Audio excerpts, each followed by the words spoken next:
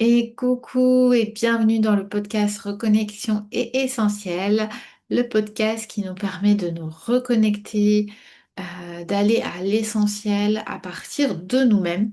Moi, je suis Stéphanie Vincent, si tu rejoins ce podcast, je suis maman de 7 enfants maintenant, professeure des écoles en pause, coach depuis 2 ans, voilà, que j'accompagne pour accompagner un peu autrement que dans la classe où j'étais un peu frustrée.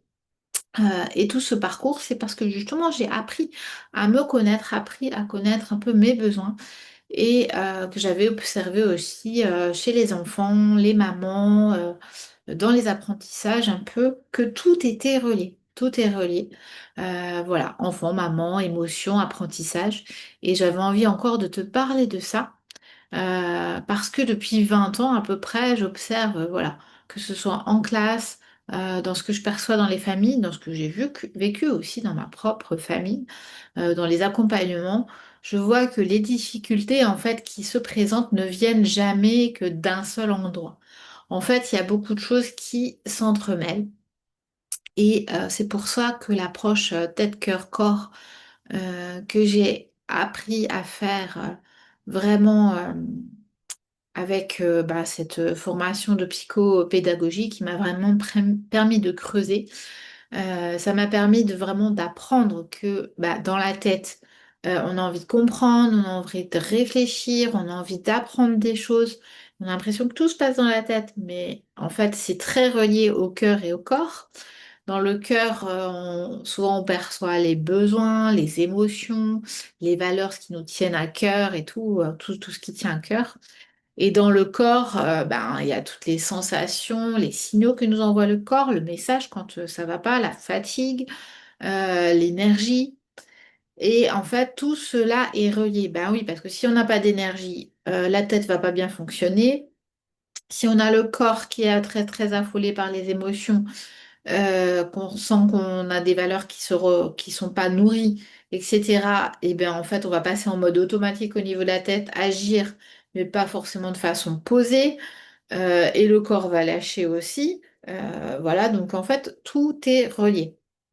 Donc la psychopédagogie m'a notamment apporté une meilleure compréhension du fonctionnement humain. Donc c'est pour ça que moi, dans mes apprentissages, j'aime aller creuser à travers les valeurs, les besoins, les émotions et de toujours comprendre un peu ce qui se joue dans ces trois parties de la tête, du cœur et du corps et de voir un peu ces fonctionnements.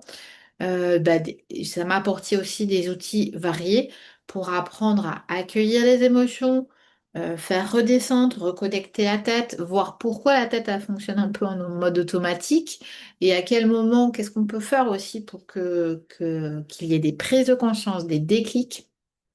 Et c'est vraiment une approche concrète et aussi vraiment ajustée. Moi, j'ai toujours eu la bienveillance, l'amour et la bienveillance vraiment comme une valeur fondamentale depuis que je suis petite.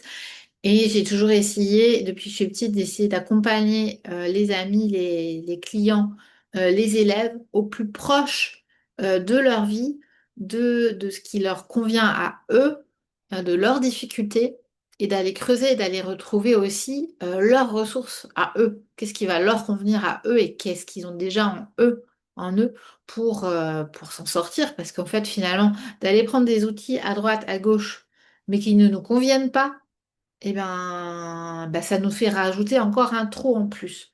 Par contre, parmi tous ces trop, allez voir en nous quelles sont nos ressources, allez voir en nous quels sont les regards qu'on peut avoir et aller travailler là-dessus.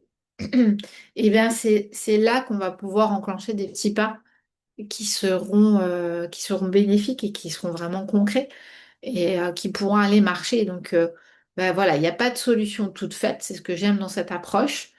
Chaque personne est différente et c'est les outils qui s'adaptent aux besoins de la personne. Du coup, moi, je ne cherche pas à faire rentrer les personnes dans une méthode. Je cherche plutôt à les aider au mieux et à mieux se comprendre pour pouvoir avancer.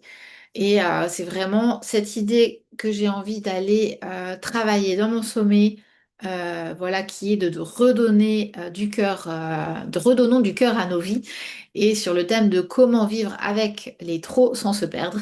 Et voilà, ça y est, les inscriptions sont lancées. Il y a déjà une vingtaine de personnes inscrites. C'est du 24 au 26 juin.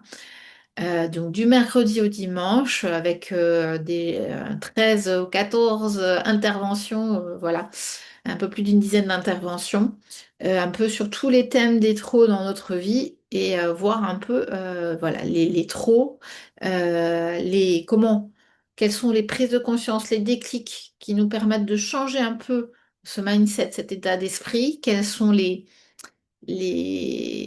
premiers petits pas, les premières astuces, les ressources qu'on peut aller trouver en nous justement pour avancer et puis mieux vivre du coup avec ces trous bah, qui reviennent tout le temps en fait. On peut simplifier, effectivement, c'est un des outils d'aller simplifier, d'aller élaguer quand on a compris en fait quels sont les trous, quand on a trié les bons, les mauvais, ceux qu'on a encore envie d'avoir, ceux qui reviennent tout le temps, ceux qu'on a envie de dire au revoir et c'est possible de leur dire au revoir, mais comme il y en a qui reviennent tout le temps, bah voilà. Comment faire pour vivre c'est ce que je vous invite à, à retrouver dans mon sommet du 24 au 28 juin. Et bah, je vous mets le lien en fait voilà, sous la vidéo ou l'audio de ce podcast de reconnexion essentielle. Hâte de vous y retrouver et à bientôt pour un nouvel épisode.